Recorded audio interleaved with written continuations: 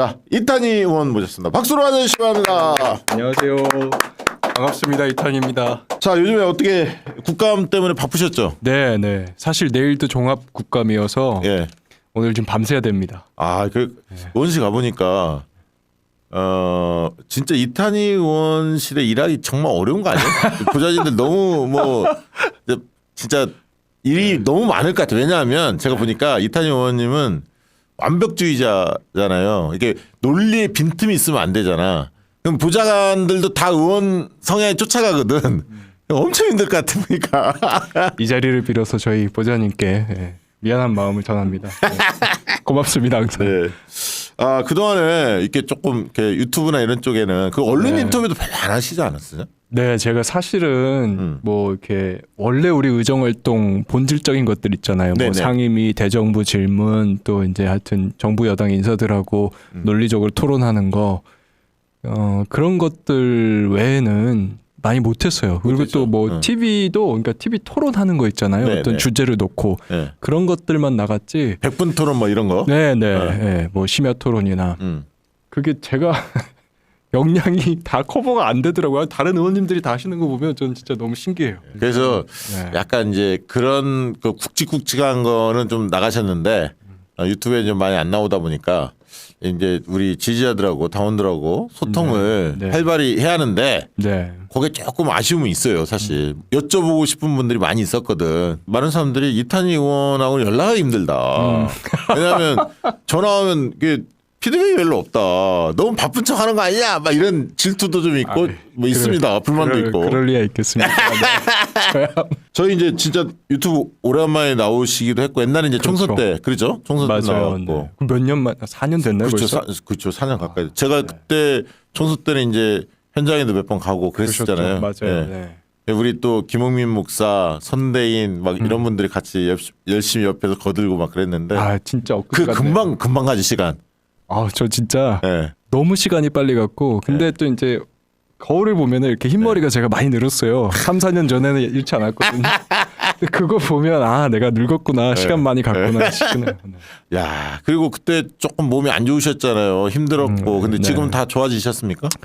그때 뭐 많이 잘 어떻게 보면 처신을 한 덕분에 네네. 뭐 저는 뭐 지금은 뭐 열심히 날아다니고 있습니다. 어유 네. 다행입니다. 국감에서 이번에 그 또 활약을 열심히 하셨는데 가장 네. 기억에 남는 대목은 어떤 대목입니까?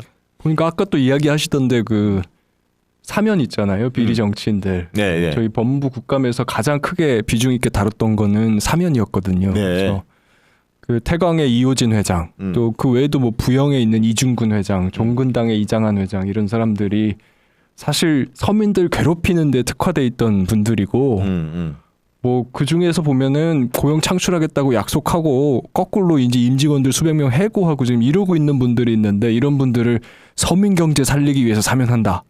이렇게 딱 사면을 해버리는 상황이어서 이제 그 부분의 위선에 대해서 좀 저희가 폭로를 하고 뭐 특히 한동훈 법무부 장관이 사면 심사위원장으로서 이제 주무위원장이기 때문에 주무장관이기 때문에 저희가 좀 비판을 많이 했었죠. 근데 아니, 오늘 또 이호진이 딱 나와서 네. 그게 다시 회자가 많이 됐어요. 태광 실업. 네. 야, 그럴 줄 알았어요. 그러니까 이건 네. 악질이던데 이 양반. 그럴 줄 알았어요. 그러니까 이호진 회장이 예.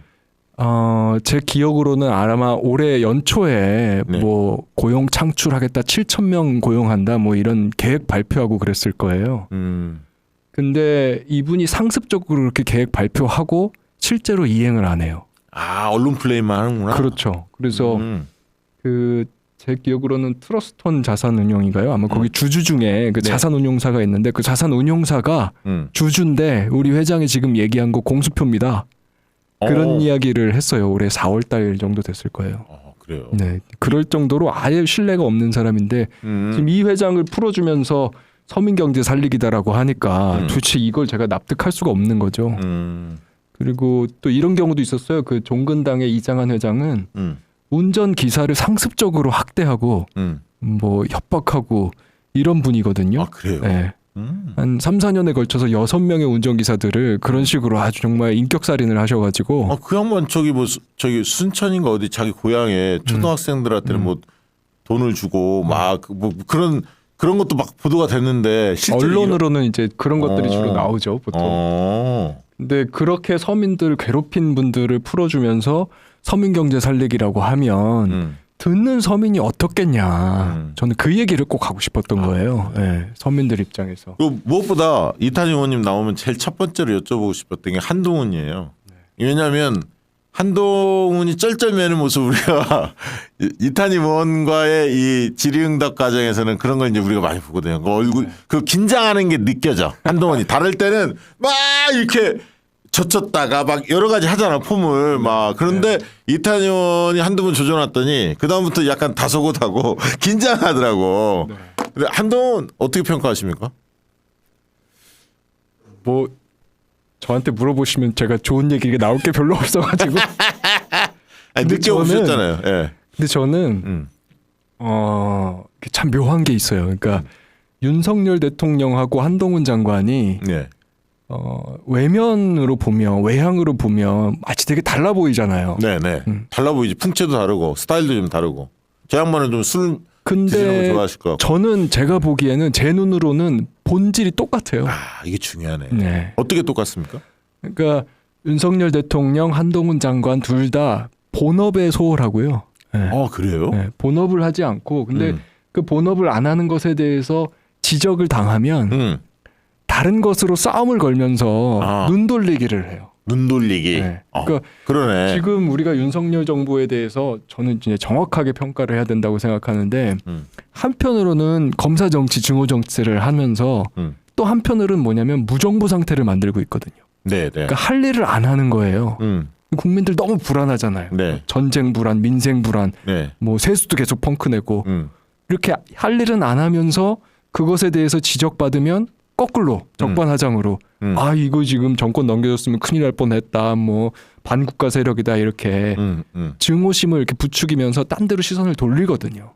그렇죠. 한동훈은 특히나 이 말재주로 똑같죠. 피해가지. 네. 근데 윤석열도 비슷하고. 똑같죠. 네, 본질적으로. 본질적으로. 그러니까 저는 제가 보면은 거의 비슷해요. 그래서 저한테 그렇게 이제 지금 박시영 대표님 말씀하신 것처럼 어떻게 하는 거냐고 자꾸 물어보시는데 저는 그냥 별게 없고 원래 그 본업에 대해서 그냥 계속 질문할 뿐이에요. 네. 그걸 그러니까 그런 거를 등한시한다는 건 이제 캐치를 했고 더 그래서 법무부 장관으로서 해야 할 역할 관련된 내용들을 추궁을 하니까 네. 제대로 모르고 있는 거지. 업무 파악도 안 돼 있고. 그렇죠. 그게 우리가 원래 국회의원들이 해야 될 일이기도 하고 특히 야당 의원이 해줘야 될 일이고 그래서 그걸 물어보는데 이제 그러면 그거에 대해 답하는 경우가 거의 없어요. 이제 다른 이야기를 하죠. 아까 사면 얘기 같은 거 딱 물어보면 네. 뭐 전 정부에서도 사면했는데요. 뭐 다른 이야기를 한단 말이에요. 그러면 그 싸움에 따라갈 필요가 없는 거죠. 그러면 이제 상대가 원하는 게 되는 거니까 그렇죠. 이렇게 해서 원래 프레임 전환을 하는 거니까. 그렇죠. 그러니까 따라갈 필요 없이 원래 했던 얘기 다시 묻는 거죠.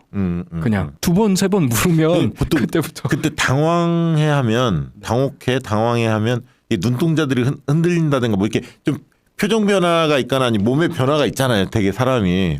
한동훈은 어떤 스타일입니까? 딱 저를 잘 안 쳐다보더라고요.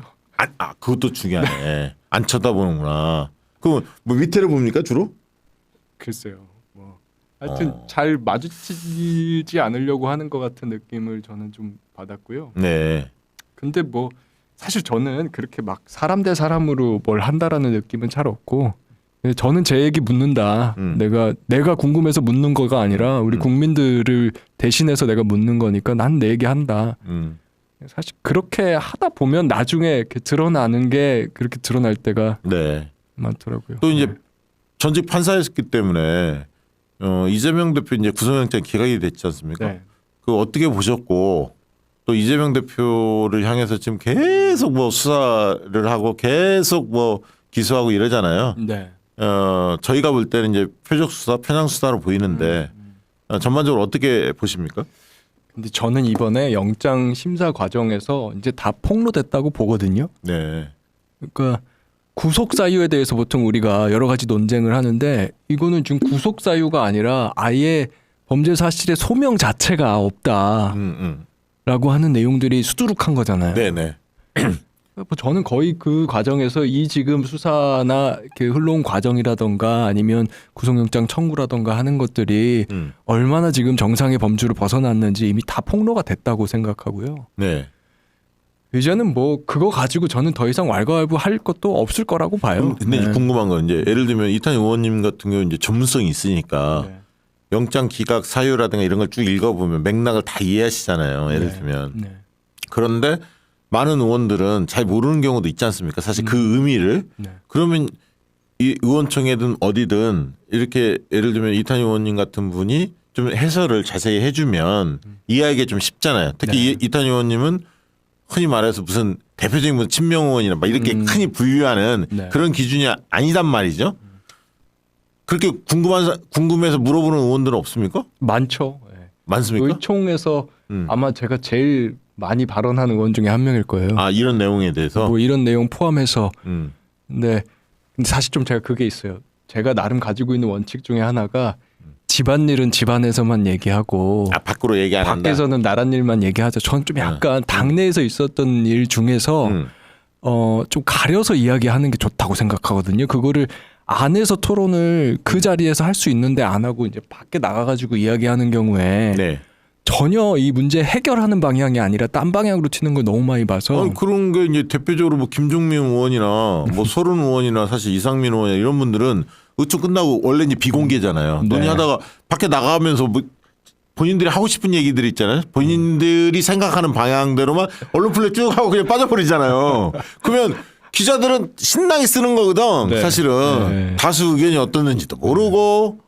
그러니까 그런 걸 아니 난 사실 그런 거에 대해서 야 우리 이러지 맙시다. 페어 플레이 합시다. 그 중진 의원들이 그러면 되겠습니까? 라고 이런 얘기 나올 법한데 그런 얘기는 없습니까? 의총에서 저희 뭐 들어본 바가 없어서. 그러니까 뭐 하여튼 그 다른 분들이 어떻게 하는지는 제가 모르겠는데 하여튼 적어도 저는 집안일은 좀 집안에서 얘기하고 밖에 나가서 이야기할 것들은 공적인 가치가 있는 것들 그걸 걸 잘 가려서 얘기하자 이런 게 있고 솔직히 말씀드리면 제가 이제 이런 유튜브 채널에 나와서 이야기할 때도 그래서 좀 어려움이 초기에 있었어요. 아, 그러니까 내부 얘기를 별로 안 하니까 그렇죠. 알면서도 뭐 왜 이거 뭐 어떠냐 이런 이야기 하면 음. 그거를 다 이렇게 이야기하는 과정에서 사실은 얘기하면 뭐 저에 대한 뭐 오해나 이런 것들이 풀릴 수 있는 것들도 있고 저희가 득보는 것도 있을 수 있지만 전체적으로 보면 결국 우리 민주당이 비호감이 되는 것들이 많거든요. 그래서 그렇게 가리려고 많이 했고. 아니 근데 나는 사실 이건 있어요. 다른 건 떠나서 우리 초선 의원들 중에서 이탄희 의원님 같은 분들 있잖아요. 이미지도 네. 좋고 많은 분들이 좋아하는 분들이 한 두세 분이 이제 똑같은 논리로 밖에 언론에 나가서 우리 그 당에 있었던 거 가지고 계속 흔드는 분들 있잖아요. 사실 언론인 누군지 알잖아요. 대충 한 대여섯 명 되지 않습니까? 이런 분들한테 좀 그러지 마라. 좀 개인 플레이 하지 마라. 뭐 그것도 방법일 수 있다고 생각하는데 근데 고민은 있어요. 근데 그렇게 하면서 결국은 그 문제가 계속 재생산되는 거 아닌가 하는 그런 것도 있기 때문에. 그것만이 쟁점화 되잖아요. 그렇죠. 예를 들면 지금 이탄희 의원 같은 분들이 하고 싶었던 뭐 여러 개혁 이슈라든가 네. 민생 과제라든가 이런 게 다 묻히는 이유가 계속 정쟁성 내부 정쟁성 이슈만 계속 증폭시키거든. 그 제일 속상하죠. 그죠? 왜냐하면 그런 뭐 민생 이슈라든가 아니면 구조적인 개혁, 예. 당의 개혁, 당의 예. 혁신 이런 이슈들은 이걸 쭉 쌓아오는데 굉장히 노력이 많이 들거든요. 맞아요. 저는 그거를 공감대를 넓혀서 안박 다 이렇게 동의를 얻어가면서 일을 하려고 나름대로 애를 쓰기 때문에 엄청 고생해가지고 이제 공을 들여가지고 오는데 이게 무너지는 것도 한순간이죠. 맞아요. 그러니까 네, 그럴 때 언론이 많아요. 질문하는 것만 따라간다고. 예를 들면 네, 오늘 네, 이제 네. 홍범도 장군 관련해서 오늘 그 행사가 있었잖아요. 그러면 질문이 없더라도 약간 유사한 국방 이슈나 이런 거 나오면 그런 얘기를 꺼내야 하는 거고. 홍범도 그렇죠. 예를 네. 들면 자기가 민주당 당원이라고 민주당 소속 의원이면 프레임들을 알잖아요. 그러면 어느 쪽으로 좀 전개해야 하는지 생각이 있을 텐데 민주당 얘기 나오면 자기 참 마음에 들어. 요즘 민주당은 조용합니다. 내부적으로 큰 저 이견 없이 하나로 뭉쳐서 좀 잘 나가고 있습니다. 저 오늘은 국민의힘 이야기 좀 할게요. 이준석 신당 뭐 이렇게 하면서 쫙 얘기를 하면 되거든. 근데 본인들이 늘 생각이 거기만 꽂혀 있으니까 계속 그 얘기만 하는 거예요. 저는 지금은 그래도 저도 익숙해졌는데 처음에 국회의원 되고 얼마 안 됐을 때는 그 질문이 네. 내가 생각하는 중요한 현안이 아닌 다른 현안에 대한 질문이 올 때 그거 참 되게 힘들었어요. 그렇죠. 내가 생각하는 지금의 현안은 지금 서민들이 우리 국민들이 느끼는 답답함 그거를 좀 진짜 속 시원하게 이야기해주고 그래야 되는 네. 그런 현안들이 굉장히 많은데 아니, 지금 당장 예를 들면 노란봉투법이나 뭐 예를 들면 간호사법 그렇죠. 뭐 이런 것들을 지금 어떻게 네. 할 거냐 이거 있잖아요. 그렇죠. 재추진하는 그리고 뭐 문제. 예를 들면 아까 말씀드린 사면 문제라던가 뭐 인사 검증 문제라던가 이런 것들 정말 중요한 이슈인데 언론에서 그런 거를 잘 묻지 않아요. 다른 그렇죠. 현안을 물어요. 이게 정쟁성 있는 것만 묻죠. 뭐 제가 무슨 얘기를 하면 그러면 의원님하고 같은 생각을 하는 의원은 누구예요? 뭐 그 의원은 어떤 사람이에요? 그 의원하고 싸우는 사람은 누구예요? 뭐 이런 식으로 자꾸 가거든요. 네. 그게 처음에 참 어려웠어요. 그러면 그 박시영 TV에 나와서 그런 얘기를 계속 지속적으로 하는 걸로 그렇게 하시고 일단 오늘은 적어도 우리 박경 대표님이 하여튼 좀 미래지향적이고 건설적인 네. 얘기 할 수 있는 자리 초대해 주셔서 진짜 네. 고맙습니다. 그 부분은. 네. 그리고 아니 이건 한번 여쭤볼게요. 쌍특검 있잖아요. 네. 12월 지금 예정대로 가면 12월 27일쯤 본회의 열릴 가능성이 있다 이렇게 이제 많은 분들이 예상하는데요.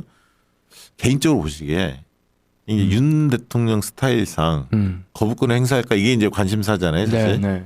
아니면 거부권 행사 안 하면 이게 이제 총선에 특검이 출범을 하는 거니까요. 네. 또 거부권 행사하면 행사하는 대로 총선의 최대 이슈로 떠오를 가능성이 있지 않습니까? 양평 고속도로나 이런 게 이제 맞물릴 가능성이 큰데 그래서 이건 누가 보더라도 봐주기 수사 권력형 게이트로 가는 거 아니야 양평권은 뭐 이렇게 이제 전망도 합니다. 어떻게 보세요? 제가 솔직하게 얘기할게요. 네. 좀 엉뚱한 답일 수도 있지만 하여튼 제 이야기를 솔직하게 말씀드리는 게 도움이 될 수 있으니까 네. 저는 윤석열 대통령이 워낙 상식이 없으신 분이기 때문에 네. 우리가 생각하는 거랑 전혀 엉뚱하게 거부할 수도 있다고 보거든요. 저는 거부권을 행사할 것 같아요. 네, 근데 거부권 행사하면 그러면 총선에서 국민의힘이나 윤석열 대통령이 엄청 불리해질 건데 하겠냐 또 이런 반론이 있잖아요. 저는 어떻게 생각하냐면 더 나빠질 게 없어요 지금. 그렇죠. 네. 그리고 이미 바닥이거든요 정말. 그리고 권력 서열 김건희가 밀리지 않거든. 누가 보더라도 다 알잖아. 네, 그런 것도 있는데 제 네. 말은 음.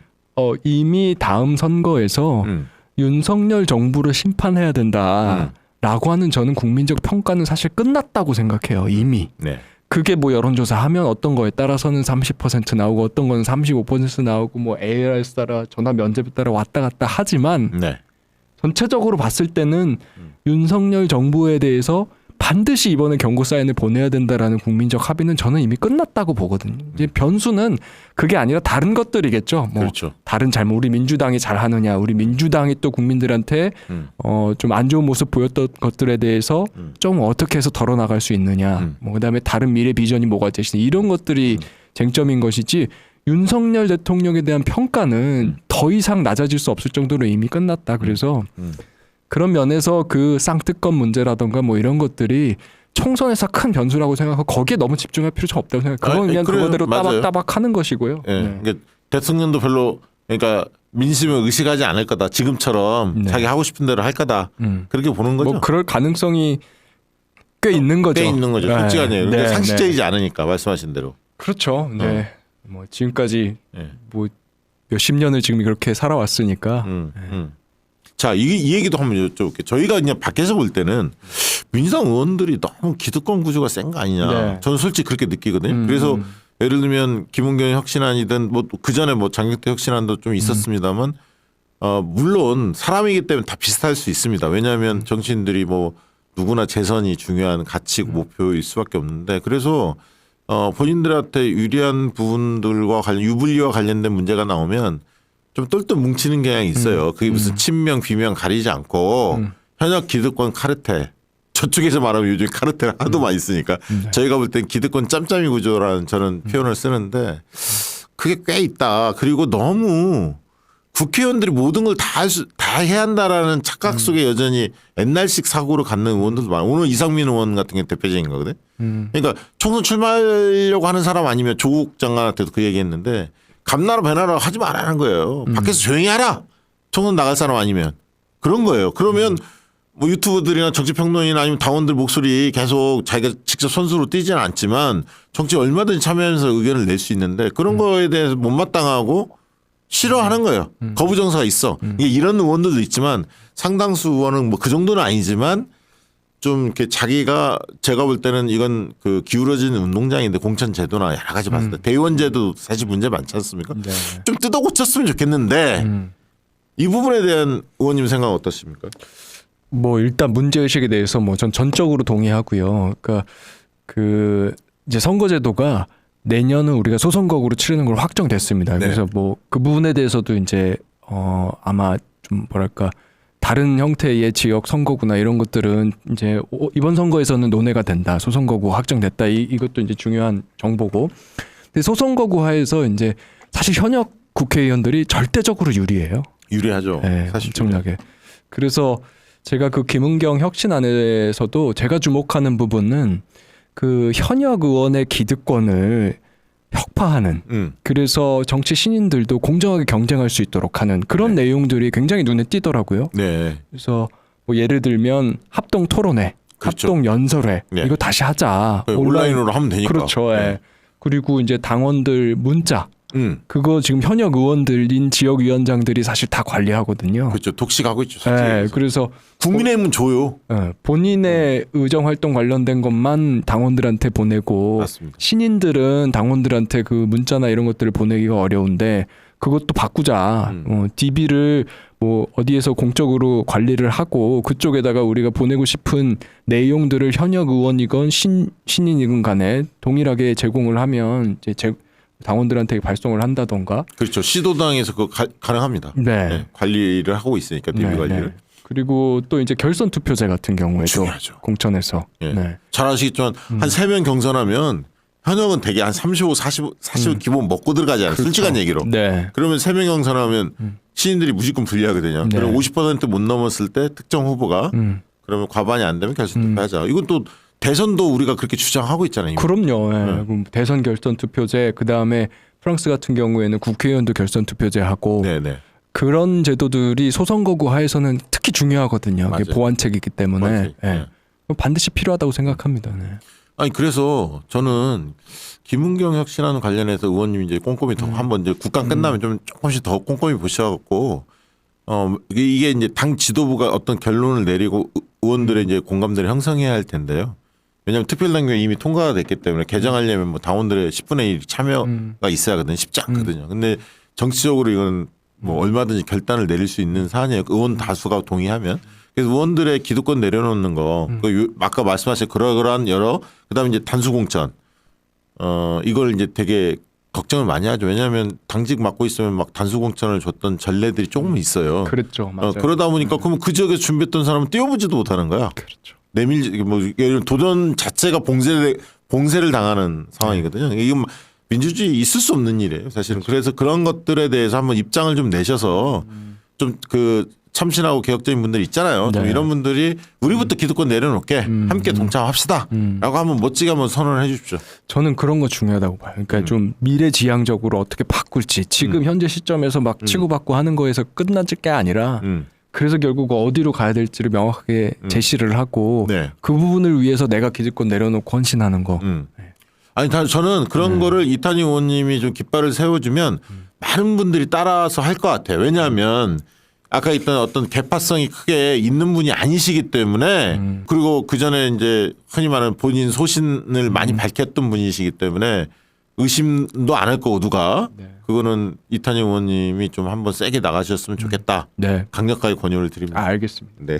지금 이준석, 유승민 신당 오늘 뭐 신인규 거기 뭐 탈당도 했습니다. 그래도 국민의힘이 어쨌든 뭐 어느 정당이나 이 정도로 대패하고 총선을 앞두고 있으면 소용돌이가 치기 마련인데 네.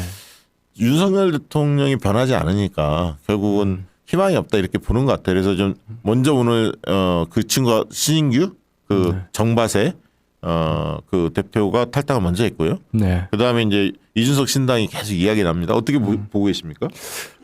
저는 어떤 것이든지 간에 국민들의 선택권을 넓히는 것은 좋다고 생각해요. 네. 네.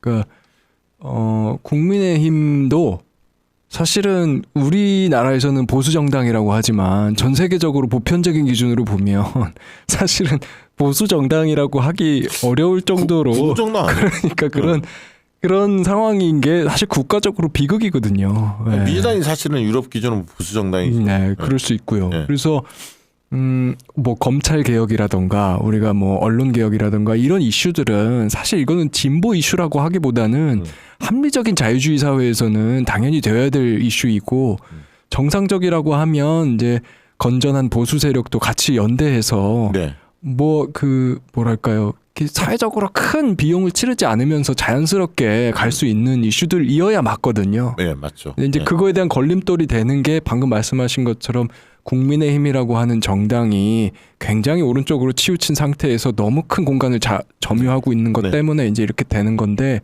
그 상황을 바꿀 수 있는 이런 신당이 나오고 국민들이 선택권이 넓어진다라고 하는 건 저는 좋다고 생각해요. 그리고 덧붙여서 말씀드리면 저는 우리 진보 진영에서도 사실은 여러 창당이 많이 이루어지는 게 좋다고 생각합니다. 지금 많이 하고 있잖아요. 네, 사실. 그러니까 그게 어떤 형태로든지 간에 물론 이제 우리 지지자들 사이에서도 또 이제 진보 유권자들 사이에서도 여러 가지 생각의 차이에 따라서 지지하는 정당들이 다를 수 있어요. 근데 네. 저는 그거 나쁘지 않다고 생각하거든요. 네. 그리고 사실 아니, 지금 뭐 용해인 기본소득당 같은 그렇죠. 경우도 주가가 많이 올랐죠. 아, 그럼요. 네. 잘 하고 있고 앞으로도 그렇게 잘 할 거라고 기대를 하고 있는 저도 이제 의원인데 그렇듯이 그 진짜 4년에 한 번 어떻게 보면 국민들이 주인 되는 때인데 그때 국민들의 선택권을 확 넓힐 수 있도록 여러 정당 나오는 건 굉장히 전 바람직하다고 생각해요. 네. 네. 예. 그리고 뭐 그런 정당들이 많이 생겨질 것 같아요 이번 네. 총선에서.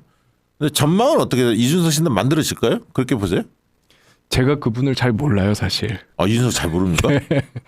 제가 뭐 이렇게 뭐랄까 서로 간의 차이로 인해서 부딪히는 경우는 몇 번 있었는데 네. 뭐 사석에서 한 번도 본 적은 없어서 유승민 전 의원도 그럼 마주친 적은 없습니까? 유승민 의원은 근데 뭐 주변에 제가 뭐 개인적으로 하는 이야기는 아니고 그래도 그분은 좀 몇 년 동안 중부담 중복지 얘기를 해왔기 때문에 그러니까 정당을 솔직히 네. 사람들 잘 모르는데 이준석과 저는 유승민은 하늘과 땅 차이라고 봅니다. 네. 세상을 보는 시각, 가치가.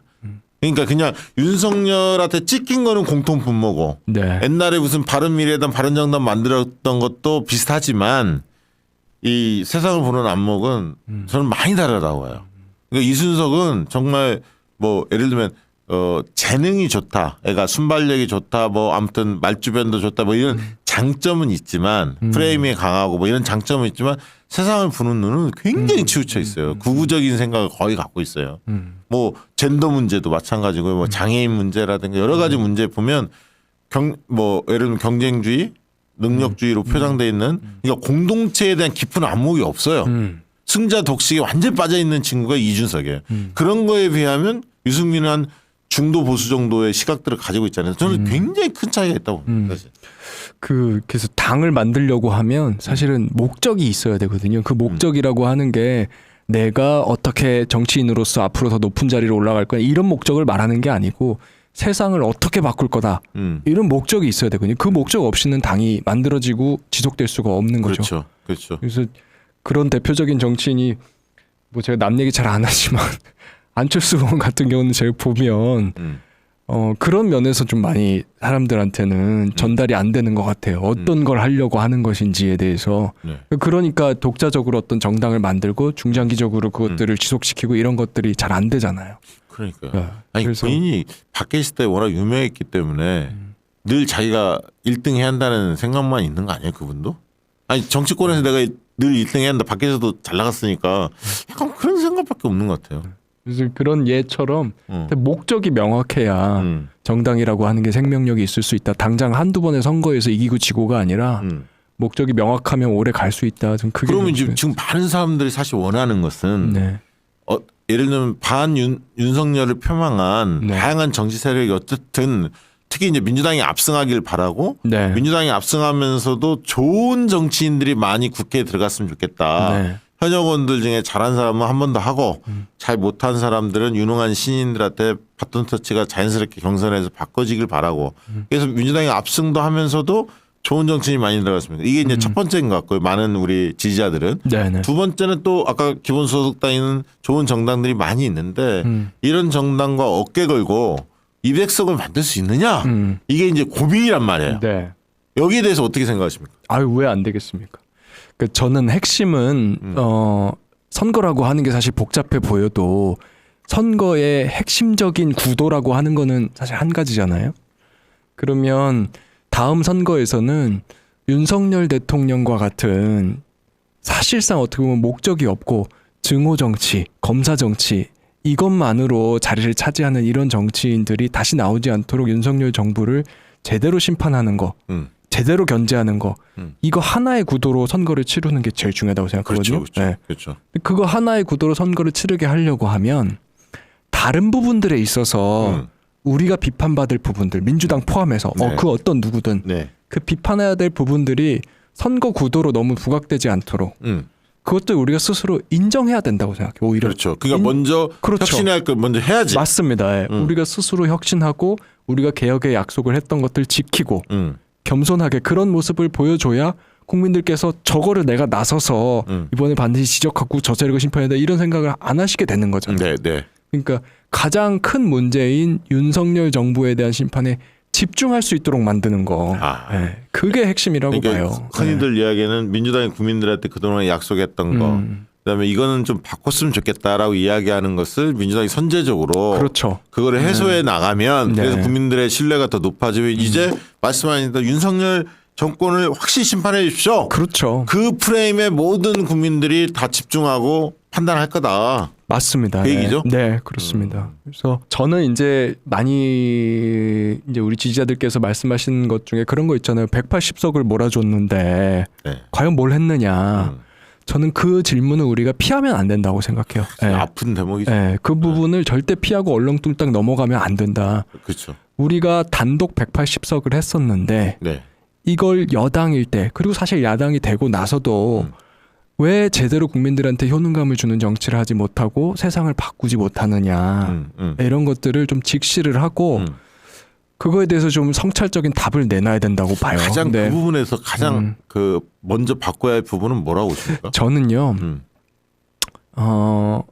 사실 사람의 문제도 있지만 기본적으로 의석 수만으로 해결할 수 있는 문제가 아니었다고 생각하는 게 있어요. 그러니까 우리가 일당이 되고 뭐 단독 과반이 되고 이런 것들은 민주당으로서 중요한 목적일 수 있는데 네. 그것을 넘어서 우리가 단독으로 180석을 가져야지만 160석일 때보다 더 많은 일을 할 수 있다.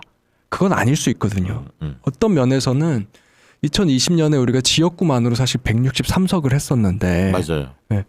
민주당은 163석으로 있고 더불어시민당이 가지고 있었던 17석을 네. 그 당시에 다른 우리 진보 야당들 네. 뭐 예를 들면 열린민주당이라든가 그렇죠, 그렇죠. 있었죠. 네, 이렇게 해서 합쳐서 교섭단체를 만들고 그래서 진보 연합대우를 만들어서 그러면 이제 패스트트랙이나 여러 가지가 유리한 측면도 있었죠. 훨씬 더 유리하기도 하고 또 사실 민주당이 독주 프레임에 걸려서 이러지도 저러지도 못해서 시간 낭비했던 것들이 많았거든요. 180석이 크니까 이게 우르르 몰려가지고 어디 가는 거에 대해서 사람들이 쉽게 비판할 수 있잖아요. 네. 그러니까 그런 것들을 좀 완화시킬 수도 있고 그래서 그 20석, 30석인 진보 야당들이 어떻게 보면 더 추진할 수 있는 의제들도 있는 것이고 민주당이 그걸 서포트하는 방법도 있고요. 네.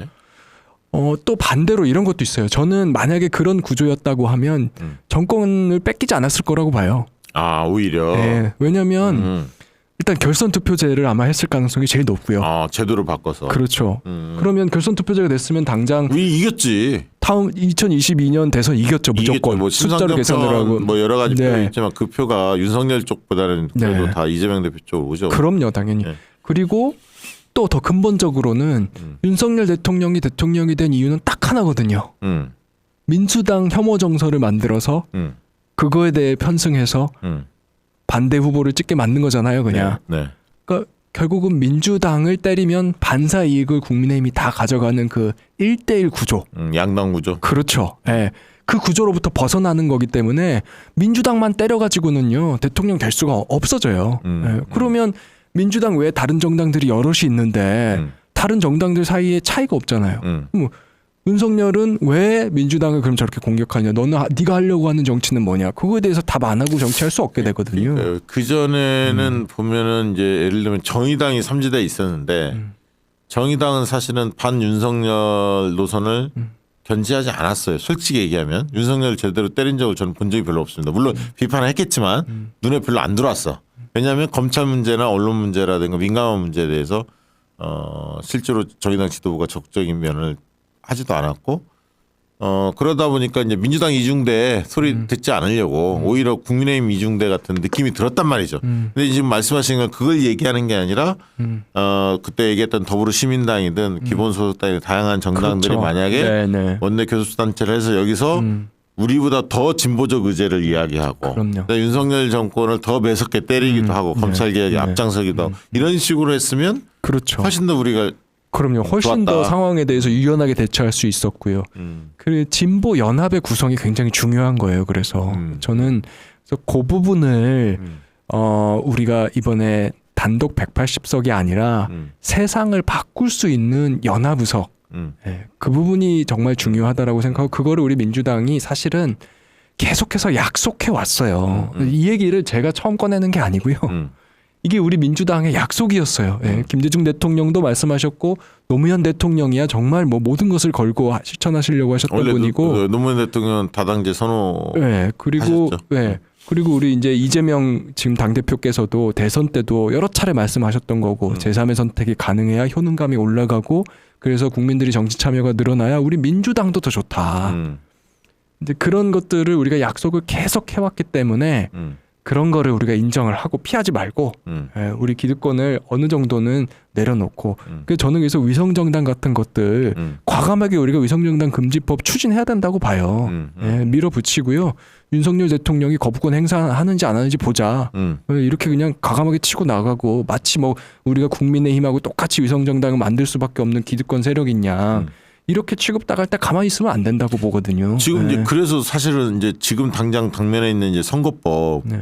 개정 문제가 초미의 관심사에 이제 떠오릅니다. 얼마 이제 한 보통은 연말에 연초에 결론을 내지 않습니까? 뭐 진지게 나왔어야 하는데 늘 시간을 저렇게 끄니까 여야가.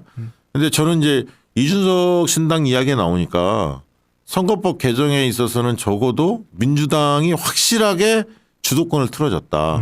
왜냐하면 국민의 입장은 이전에도 과거 병립식으로 돌아가자 비례대표 옛날 방식으로 그렇죠. 지역구는 지역구대로 정당 투표는 비례대표는 정당 투표대로 이렇게 이제 과거는 했었잖아요. 맞아요. 연동형으로 지금 바꾸지 않았습니까? 근데 과거 방식으로 가자는 게 국민의 입장인데 가뜩이나 이준석 신당 나오니까 더 그거를 강하게 고집할 것 같아요. 그렇죠. 만약에 연동형 비례제로 가면 이준석 신당은 날개를 달겠죠. 네. 사실은 왜냐하면 청년들 지지나 뭐 이런 거 하면 보수 쪽에서 이번에 뭐 이준석 신당 상정하고 여론조사 돌려보니까 뉴스토마토에서는 17.7%. 물론 그대로 나온다는 보장은 없지만 지금이야 뭐 높게 나옵니다. 어쨌든 10% 넘을 가능성이 상당히 있거든요. 보수가 분화되는 거죠. 네, 보수가 네. 분화돼 물론 민주당 표도 가져갑니다. 일부 당연히 가져갑니다. 근데 그건 이제 민주당의 더 이제 진보적인 또 우리의 좋은 야당들이 많이 창당이 되면 저는 그 표는 다시 올 거라고 봅니다. 참고로. 네, 그러니까 네. 우리가 어떻게 하냐의 네, 문제이기도 하고 말씀하신 대로 뭐 저기 기본소득당이나 이런 네.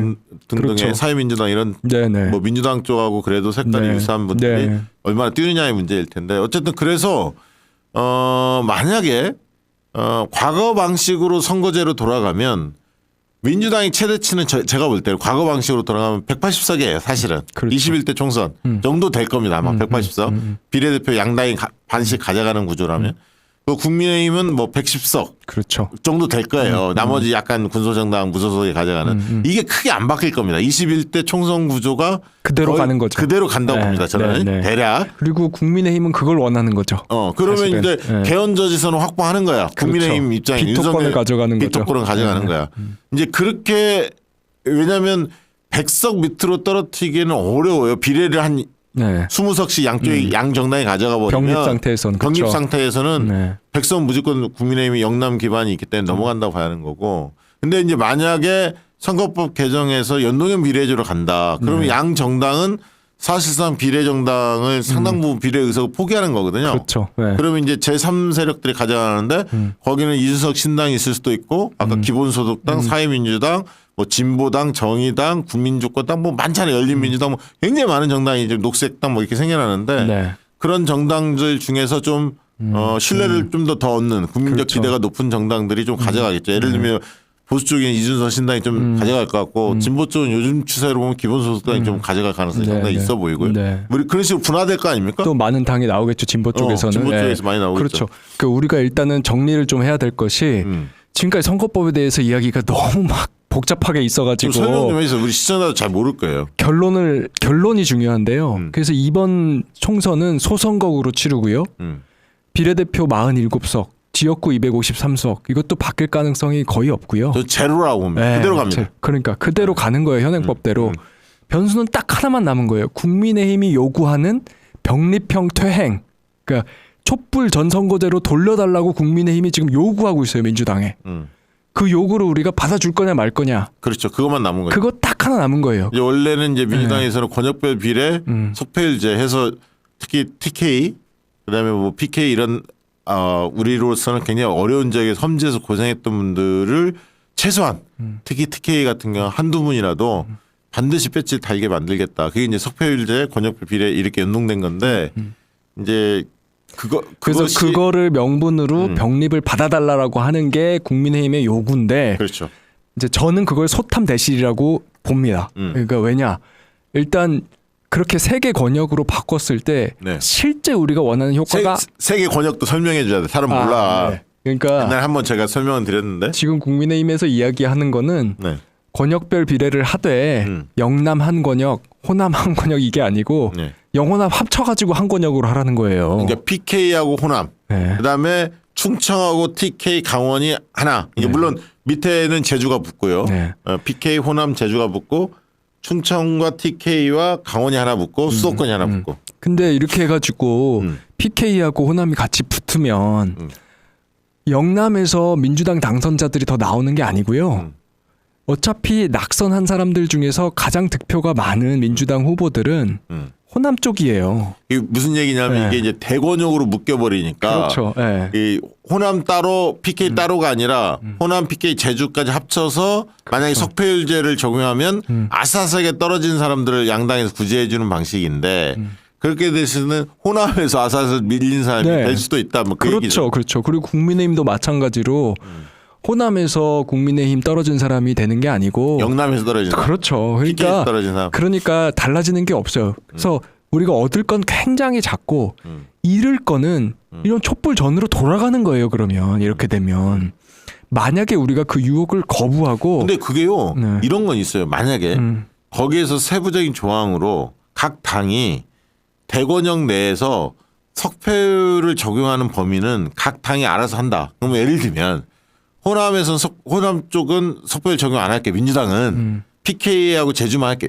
그게 되는지는 모르겠으나 안 됩니다. 그게 안 그렇게 돼요? 합의가 될 리가 없고 국민의힘이 그걸 받을 리가 없죠. 그러니까 이게 그리고 우리가 잃을 거는 지금 만약에 현행법대로 우리가 치를 수 있으면 이게 2020년에 우리가 패스트트랙해서 공수처하고 선거법 개정 두 개를 같이 해낸 거 아니에요. 그렇죠. 촛불 연합의 마지막 작품이거든요. 그렇죠. 이거를 우리가 이번에 지켜내면 보세요. 253개의 소선거구 지역구에서는 어차피 국민의힘 아니면 민주당 저는 둘 중에 거기서는 하나예요. 뭐 네. 민주당이 160석 가까이 얻을 그럼 거라고 봐요. 지금도 우리가 지역구 161석이에요. 지금도. 맞아요. 지금 구도 거의 비슷하게 나올 거예요. 그러니까요. 그러면 아까 말씀드렸듯이 윤석열 정부에 대한 심판은 이미 국민들 사이에서 확립이 돼 있는 상태에서 민주당이 좀 잘해서 반성하고 개혁적인 모습 보이고 혁신해서 윤석열 심판 단일 구도로 치르면 지역구에서는 저는 충분히 지금 의석수만큼 나온다고 봅니다. 그럼 넉넉하게 일당 되는 거거든요. 네. 과반수 되는 네. 거고. 네. 그리고 나서 나머지 이제 비례대표 네. 그걸 우리가 위성정당을 상대방도 금지시키고 최악의 경우에 상대방이 만들어도 우리 안 만들고 그렇게 가면 나머지 의석들이 아까 이야기한 보수 신당 또 이 진보 계열의 새로운 정당들한테 다 간다는 거죠. 민주당이 일당인 상태에서 연합 의석이 굉장히 크게 만들어지는 거예요. 그러니까 반윤 색채를 띤 네. 보수 정당, 네. 그다음에 진보 정당들이 네. 그러니까 윤석열 정권의 퇴행에 대해서 그리고 이제 그 뒤에 무슨 권력형 게이트라든가 어떤 문제가 터졌을 때 쉽게 얘기하면 200석의 연합 세력이 그렇죠. 만들어지는 거고 그게 탄핵의 길로 갈 수 있다. 개헌도 할 수 있고요. 뭐 구조를 다 바꿀 수 있는 거죠. 이제 진짜. 그야말로 우리 민주당이 정말로 하려고 했던 우리의 진짜 목적, 세상을 바꿀 수 있는 그런 상황을 우리가 만들어내는 거죠. 근데 우리가 그 가능성을 내주고 왜 그 국힘의 요구를 왜 받아요? 저는 그거 하지 말자는 거고. 근데 그거를 지금 지난번에 8월 달인가 이럴 때 여야가 거의 물밑에서는 할 뻔했죠. 할 뻔했다면서요. 그래서 제가 그 당시에 사실 이탄이 왜 그래 갑툭튀 막 이렇게 좀 느끼신 분들 있었을 텐데 제가 앞뒤 평소에 유튜브 안 나오니까 그래. 소통을 안 하시니까. 그 상황을 제가 그거를 지켜볼 수가 없는 거예요. 이건 너무너무 중요한 것이기 때문에 제가 차라리 좀 오해를 받고 욕을 먹더라도 그 당시에 뭐 최강욱 의원, 용해인 의원 이렇게 같이 해서 야, 우리가 이거 지금 반드시 막아야 된다. 그래서 급해서 일단 필요한 최소한의 조치를 한 거예요. 그래서 그때는 그런 식의 이제 국힘과 민주당의 소위 말하는 이제 카르텔 보장법 이런 담합은 어쨌든 우리가 막아냈다고 저는 생각하고요. 앞으로도 그거는 절대 저희가 그 국힘의 요구는 받지 않았으면 좋겠어요. 이거는 약간 민주당 입장에서는 이제 시험대에 오른 거예요. 네. 그게 약간 달콤한 면도 있잖아요. 그렇죠. 그러니까 복잡하게 야 민주당이 그래도 180석 그냥 가져가는 거 아니야? 만약에. 그렇죠. 근데 160석보다 180석이 더 쌈박하잖아. 이제 이렇게 당연히 느껴지죠. 많은 분들이. 근데 아까 얘기했듯이 실제로 이제 국회에서 여러 가지 작동하다 보면 안건 조정 심의할 때 그때 우리가 뭐 무소속 누가 하나 있느냐, 그렇죠. 제3당이 우리 편이 있냐 없냐에 따라서 안건 조정 심의도 바뀌고 패스트트랙 같은 경우도 훨씬 그렇죠. 수월하게 가는 경우가 오히려 삼지대에 어떤 우호적 세력이 있을 때 편한데 훨씬 편하죠. 뭐 이런 게 이제 국회 의석 구조나 작동 원리를 이해하는 분들은 그런 생각 충분히 가질 수 있어요. 뭐 가치 문제를 그렇죠. 떠나서 일단 가치 문제를 떠나서 어떤 게 유리하냐라는 측면만 보더라도 그런 측면이 있지만 그런 걸 자세히 모르는 분들이 볼 때는 야 민주당 160석보다 180석이 더 좋잖아. 뭐 이렇게 어렵게 가 이렇게 생각하실 수 있죠. 무기력한 단독 180석을 우리가 이미 경험했기 때문에 그거는 우리가 국민들 앞에서 사기치면 안 됩니다. 민주당이 사기치면 안 되고 솔직하게 인정하고 우리 과반수 1당 요거 로 저희가 만족할 테니까 그 대신 저희 민주당 다시 한번 믿어주시고요. 그리고 위성정당 우리 안 만들게요. 이렇게 돼서 진짜 대한민국 바꿀 수 있는 22대 국회 의석 구조 만들어 주세요. 저는 이렇게 이야기를 하면 우리 현명한 대한민국 시민들이 그래 니네 잘했어. 다시 한번 믿어줄게. 그리고 윤석열 심판 이거 우리 제대로 하자. 여기에 집중하자. 저는 이렇게 될 수 있다고 생각해요. 전 진짜 믿어요. 그리고 이럴 기회가 역사에서 다시 왔다는 것 자체가 사실은 너무 감사한 일이에요. 우리가 기적 같은 일이죠. 사실. 정말 사실 한편으로는 윤석열 대통령한테 우리가 정권을 내줘서 국민들한테 너무너무 죄송한데 그래도 어쨌든 다시 한번 세컨 찬스가 온 거예요. 특히 저는 제 개인적인 얘기를 하자면 저는 사실은 제 촛불 생존자거든요. 네. 제가 사법농단 때 사표 냈을 때 처음에 제 주변 판사들이 다 또 구속된다고 했어요. 근데 그러고 나서 이제 박근혜 대통령 탄핵되고 대법원장 바뀌고 해서 저는 살았잖아요. 네. 저는 촛불 시민들이 촛불 열차 제일 마지막 칸에 태워줬어요, 저를. 그랬기 때문에 우리 촛불 시민들이 그때 만들었던 그 촛불 연합, 그걸 통해서 세상을 바꿀 수 있었던 그 기회, 그거를 우리 민주당이 탐욕으로 위성정당 만들고 여기 몰빵해주세요 해서 날렸다는 거에 대해서 저는 너무 진짜 한스러워요. 그리고 이것만 우리가 다시 한번 그 원죄를 씻을 수 있다면 그래서 그때 촛불 시민들한테 약속했던 세상을 바꿀 수 있는 구도를 만들 수 있으면 저는 이건 무조건 도전해야 그러니까 된다고 이렇게 생각해요. 접근하는 게 좋을 것 같아요. 이해가 충분히 될 거예요. 이탄희 의원님이 어떤 생각을 가졌는지 물론 입장이 다른 분들 생각도 분명히 존재한다는 거를 밝히면서 어떤 생각 속에서 지금 주장을 펼치는지 충분히 전달이 됐다고 보고 저는 이런 생각이 있네요. 그러면 예를 들면 병립식으로 돌아가서 180석을 만들자라고 주장하는 사람들이 예를 들면 민주당 내에 있잖아요. 네네.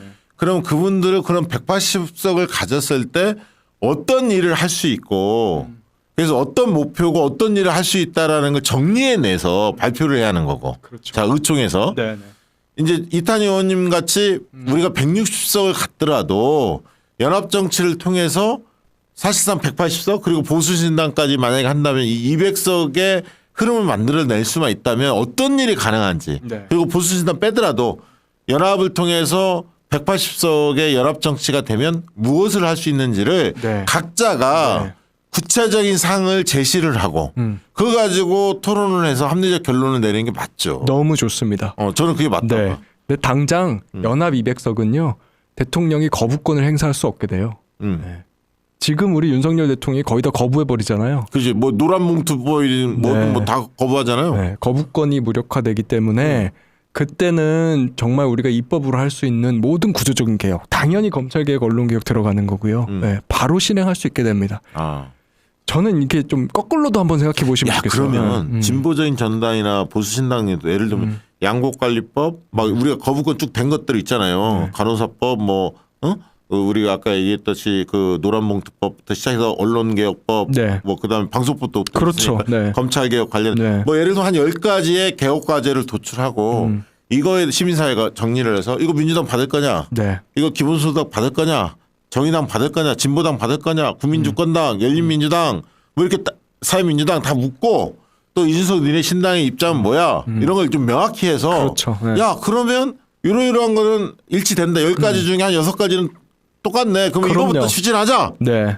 윤석열이 거부권 행사하지 못하도록 6개부터 네. 그럼 우리가 추진하자 이렇게 합의를 볼 수 있다는 거잖아요. 그렇죠. 할 수 있죠. 그리고 사실은 검찰 개혁 문제는요. 이게 뭐 진보 보수의 문제가 아니에요. 그렇죠. 이건 상식적인 자유주의 국가에서는 한 기관이 지나치게 많은 권력을 가지고 있는 것에 대한 견제, 균형.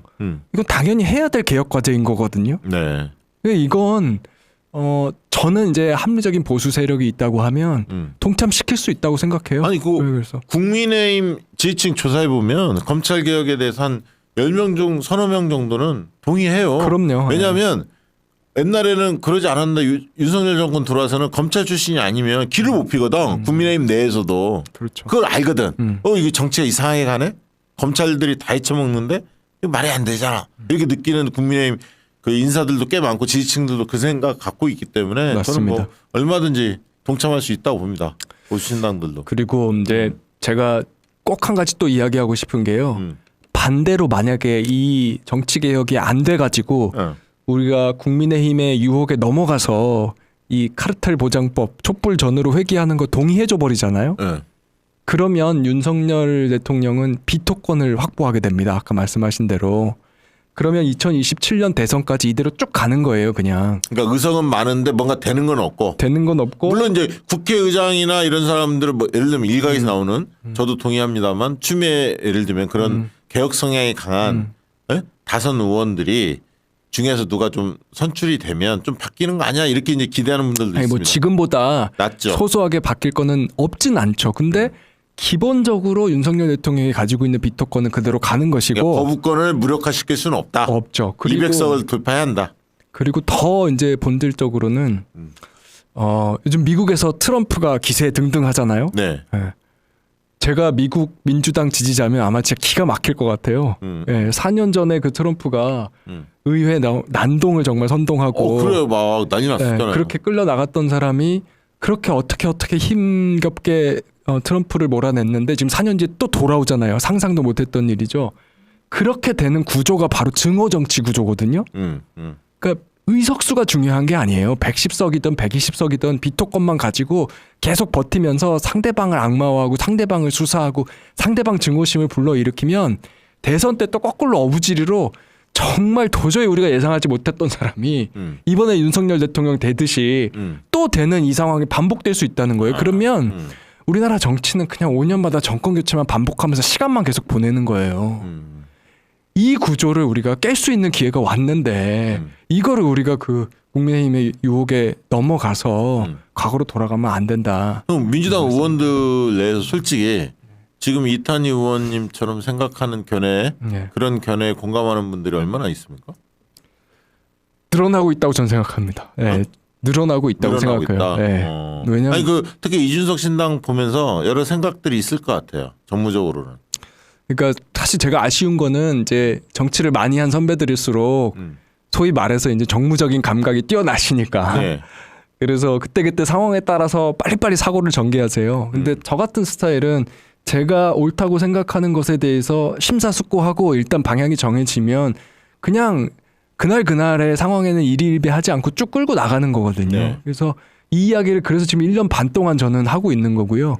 이거 제가 작년에 윤석열 대통령 당선되는 거 보고 정말 너무 제가 가슴이 억장이 무너져가지고 한 2주 동안 쓰러져 있다가 그때부터 지금 이야기하고 있는 거거든요. 그래서 계속 쭉 얘기해오는 과정에서 처음에는 정말 사람들 동의를 얻기 어려웠는데 이제는 조금씩 늘어나고 있다라고 생각하고 지금도 그 과정이고요. 끝까지 해서 네. 현행법대로 치르고 우리 위성정당 만들지 말자.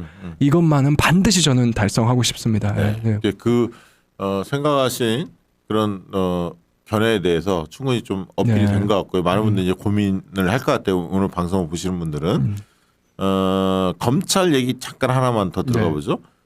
이 검찰이 이 윤석열 대통령과 관련해 만약 우리가 총선에서 압승을 했다 민주진영이 그러면 검찰 내부에서 뭔가 동요가 좀 있을까요? 그리고 권력형 게이트라든가 저쪽의 비리들 이런 것도 좀 이렇게 자기들이 생존하려면 이러다가 다음에는 무조건 민주당 정권이 잡겠는데라고 판단되는 시점이 있지 않습니까? 네네. 그럼 검찰 내부에서도 조금 뭔가 다른 흐름들이 좀 형성이 될까요? 어떻게 보세요?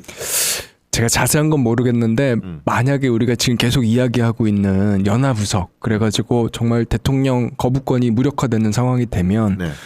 우리가 진짜 근본적인 검찰 개혁할 수 있거든요.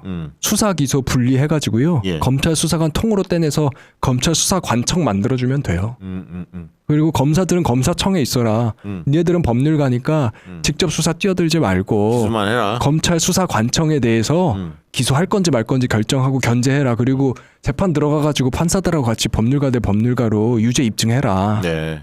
이렇게 하면 진짜 근본적으로 모든 게 해결되거든요. 무슨 수사 종결권이 어떻고 저쩌고 이런 이야기로 들어갈 필요가 없는 거예요. 진짜 큰 구조로 바꾸는 거죠. 이럴 상황이 되면 검찰이 가만 못 있죠. 그때는 지금처럼 막 뭐 검찰이 마치 계속해서 우리나라 최고의 권력기관이 될 수 있을 모양 오만하게 절대 못하죠. 지금 판사들은 좀 숨죽여 있습니까? 검찰이 워낙 득세하니까 약간 그런 느낌도 있거든요. 물론 네. 판사들 뭐 개인마다 다 성향이 다르겠지만 지난번에 참 이균용 네. 그 날렸잖아요. 대법원장 네. 지명자 그 문제가 많았지 않습니까? 많았죠. 지금 아직 후임 결정은 안 된 안 상태죠. 됐죠. 네. 그런 그분에 대해서 날린 거에 대해서 판사들 내부 분위기는 어떻습니까? 제가 뭐 사실 지금은 판사들하고 같이 교류를 안 하기 때문에 잘은 모르는데 네. 뭐 판사들 입장에서도 못된 대법원장 오는 것보다 좋은 사람 오는 걸 바라겠죠, 당연히. 아니 그 뭐 늘 성적도 그 아주 밑에서 그랬다면서요. 하위 네. 평가. 판사들한테 좋은 평가를 전혀 못 받는 받은 사람이었죠. 분이죠? 네. 근데 지금 판사들이 검사들한테 좀 쫄아 있습니까? 제가 적어도 판사할 때는 그렇지 않았는데요. 예. 뭐 그렇겠어요, 설마. 설마? 네. 예. 아니 진짜 사법기관이 무너져 버리면 참 어렵거든요. 사실 그렇죠. 검찰까지 저렇게 네. 검찰이 저렇게 날뛰고 그러니까 있는데. 이제 법원 부분은 검찰하고 또 다른 문제인데 네. 법원의 제일 큰 문제는 제왕적 대법원장제예요, 여전히. 그게 김명수 대법원장 체제에서 많이 못 바뀌었어요. 그래서 대법원장이 이상한 사람이 들어가면 빠른 시일 내에 법원이 또 큰 문제가 생길 수 있어요, 옛날에 판사들이. 양승태 그렇죠. 네. 기억나죠? 네. 대법원장이 너무 큰 인사권을 가지고 있거든요. 그래서 대법원장은 정말로 쉽게 양보할 수 없는 문제고 좋은 사람이 올 때까지 저는 민주당에서 계속해서 검증을 엄격하게 해야 된다고 생각해요. 이건 대충 얼렁뚱땅 할 문제가 아니에요. 그리고 그 판검사 탄핵하는 문제도 늘 네. 김용민 의원이나 이탄희 의원님 늘 앞장섰잖아요. 최강 네. 의원이나 이런 네. 분들이. 그런 부분에서도 앞으로 좀 문제가 생기는 네. 검사들 특히 지금 뭐 손준성 검사라든가 이런 분들 이번에 또 그 누구야 수원지검 2차장 네. 거기도 지금 네. 이성 뭐더라? 이정섭 그렇죠. 네. 이런 사람들 이제 그 실질적으로 내용들이 구체화되면 네. 얼마든지 또 추진할 수 있는 거 그렇죠. 아닙니까? 제가 이번에 국감 때도 이야기를 한번 했는데요. 그러니까 이 판검사 탄핵과 관련돼서 절차법을 우리가 만들어야 돼요. 판검사 탄핵 절차법. 이게 사실 뭐 굉장히 중요한 부분인데 잘 이야기가 안 됐는데요. 지금은 판사 탄핵하려고 하면 너무 힘들어요. 제가 2021년 그때 2월 달에 판사 탄핵할 때 네, 그때 진짜 고생하셨죠. 진짜 한 두세 달 동안 네. 의원 한 명 한 명 찾아가지고 100장 모으고 뭐 150장 모으고 이렇게 했거든요. 네. 진짜 그냥 미친 사람인 것처럼 그렇게 그게 참 했는데 시간만 빨랐으면 네, 그랬죠. 좋았는데. 그런데 이제 그런 식으로가 아니라 절차법을 만들어서 비사실이 확인이 되면 바로. 검찰이든 법원에서 법사위에 통보를 하고 통보를 받으면 법사위원장이 누구였던 간에 자동으로 조사가 들어가고 조사 결과 보고서가 나오고 그 결과 보고서를 우리가 토론하고 이렇게 그냥 절차를 누가 억지로 하지 않더라도 진행이 쓱 진행되도록 만들어야 되거든요. 그게 재판이나 수사는 그렇게 돌아가잖아요. 맞네요. 그러면 이제 한 명 한 명이 막을 수도 없고 예. 한 명 한 명이 고생할 필요도 없고 그리고 이제 판사 검사들도 요행수를 바라지 않죠. 아, 내가 잘못하면은 어떤 식으로든가 어떤 정권 하에서도 결국 문제가 된다. 아, 그러면 이게 지금 민주당 네. 의원들 내부에서 논의가 좀 됐습니까? 이거는 저희가 계속해서 이야기하고 있는 부분입니다. 탄핵 네. 절차법 만들자. 그럼 이거는 당론으로 채택해서 저는 했으면 좋겠어요. 당론으로 그러니까 발의할 것 같은데? 발의도 하고 그다음에 이제 21대 국회에서도 노력하고 예. 22대 국회에서도 22대 국회의 네. 총선의 주요한 공약 중에 네. 하나로 가져가도 좋을 것 같은데요? 저는 그렇게 생각합니다. 그건 네. 진짜 중요한 네. 얘기네. 자, 오늘 뭐 얘기해 보니까 좀 기분이 좀 풀리십니까? 그동안 하고 싶었던 얘기 어디서 못했던 네. 얘기 하니까 좀 풀리세요? 네. 하여튼 좀 뭔가 건설적인 얘기 할 수 있도록 해주셔서 우리 또 박 네. 대표님 고맙고 예. 이제 들어가서 오늘 밤샐 일이 좀 걱정이긴 하네요. 예. 아니 근데 그 동안에 좀 오해 받았던 거 네. 뭐 대표적인 게 뭐가 있습니까? 좀 오해 뭐 당원들한테 좀 오해 받았던 거는? 뭐 제가 맨날 듣는 얘기는 이제 이상주의다, 아. 뭐, 네, 순진하다 이런 건데요. 예. 다른 건 몰라도 음. 제가 이상주의다라는 게 뭐 틀린 말은 아니지만 제가 현실성이 없진 않습니다. 네, 저는 제가 판사 하셨잖아요. 네, 철저하게 현실주의자라고 생각하고요. 예. 된다고 생각하고 있습니다. 아니 근데 그런 뚝심 있는 사람들이 세상을 바꾸더라고요. 뭔가 하나 딱 정해놓고 이것이 옳다라고 생각하면 계속 설득하고 아니 검사 탄핵도 결국 그렇게 해서 여기까지 온 거 아닙니까? 그렇죠. 네. 사실 그리고 네. 아무도 그런 걸 추진하지 않았으면 여기까지 못 오거든. 이탄희, 김용민, 뭐 최강욱 이런 분들이 끌고 온 거죠 사실. 그러니까 이제 그때 뭐 이런저런 곡절이 있을 수는 있지만 시간이 지나고 나서 남는 거는 결국 우리가 세상을 얼만큼 바꿨느냐 그것만 남는다고 저는 생각해요. 그래서 현실적으로 그걸 바꿀 수 있는 방안을 제가 가지고 그게 된다고 믿고 의지도 있고 또 뭐 체력도 있고 하니까 그걸 밀고 나가고 있는 것이지 제가 뭐 막연히 이상주의 뭐 순진하고 그런 사람은 아닙니다. 자주는 못 나오시더라도 뭐 한두 달에 한 번 정도씩 중요하게 또 하실 말씀 있을 때는 다른 분들 유튜브보다는 제가 좀 편하지 않습니까? 그래도 그 우리가 또 맺은 인연이 있는데 그렇지 않습니까? 네. 고맙습니다. 저희 박수영 TV 가끔 좀 전화도 좀 받으시고 말이죠. 자주. 네. 너무 많이 온다네. 아 그리고 다음 주 월요일은 또 2시에 최강욱 의원님하고 이탄희 의원님 두 분이 또 워낙 절친이기도 하고 생각하는 바가 또 비슷한 측면도 많이 있습니다. 그래서 최강욱 의원님이 지난번 첫 주를 조국 전 장관이 모셨어요. 근데 네. 다음 주 월요일 날은 2시에 우리 이탄희 의원님과 오늘 저하고 물어본 내용도 있겠지만 또 새로운 얘기들이 굉장히 많을 겁니다. 최강욱 의원님은 또 워낙 또 잘 끌어내시니까 두 분이 콤비 환상적인 뭐 그런 모습들을 보여주지 않을까 그렇게 생각이 들고요. 끝으로 한 말씀 하고 마무리해야 할 것 같습니다. 네, 자주 나와서 말씀드리겠습니다. 오늘 늦게까지 시청해 주셔서 고맙습니다. 네, 제일 기다리는 답변이 나왔습니다. 자, 오늘 방송은 이것으로 마치도록 하겠습니다. 고맙습니다. 영상 잘 보셨습니까? 해당 영상의 풀 버전이 궁금하시다면 오른쪽 버튼을 눌러주시고요. 총선이라든가 민주당 혁신 등 전문적인 시사 내용이 궁금하시다면 왼쪽 버튼, 구독 버튼을 눌러주시기 바랍니다. 고맙습니다.